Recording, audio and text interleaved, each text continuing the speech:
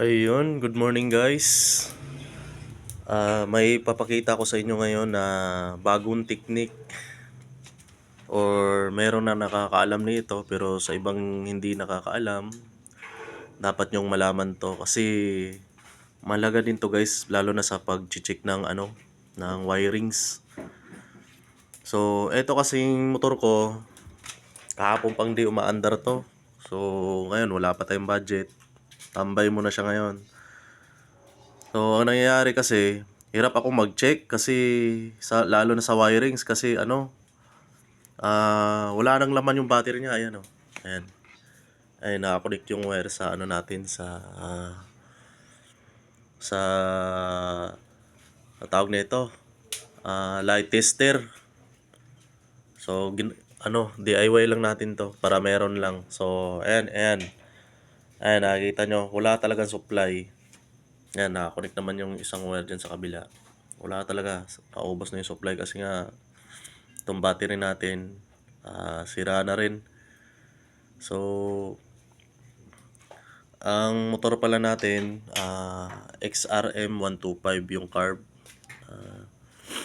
Itong motor na to medyo matagal na rin, 2010. So, yung battery niya bumigay na rin, battery operated tong motor natin. So, ang pinakasira pala niya is hindi na nagcha-charge yung electrifier. Tapos hindi na rin nagbibigay ng power yung niya, stator. So, pag malakas ang battery, maandar naman yung motor natin pag battery kasi battery operated nga.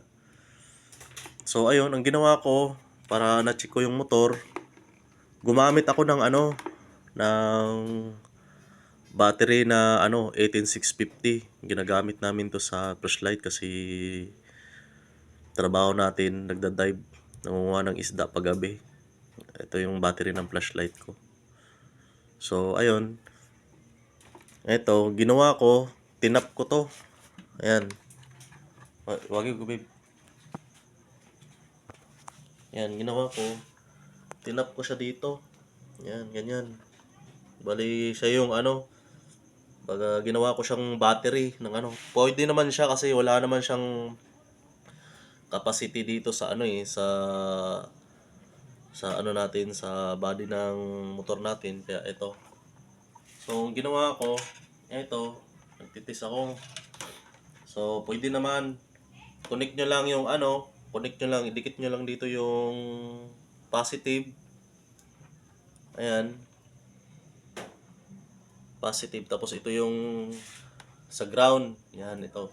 Kahit saan natin idikit yan, iilaw yan dito. Ayan. Yan. Kahit pa paano, makakapag-check ka ng ng motor mo, sa wirings mo, kahit wala kang battery na sa motor mo na 12 volts. Pwede ka gumamit ng 3.7 na voltahe na battery. Ayan. Ayan, kahit dito sa tambucho, idikit mo yan, ilaw yan. Yan. Kaya pwede ka nang makapag kahit dito sa ilaw yan. Hindi lang mapasok. Ayan, yan, meron konti. Yan.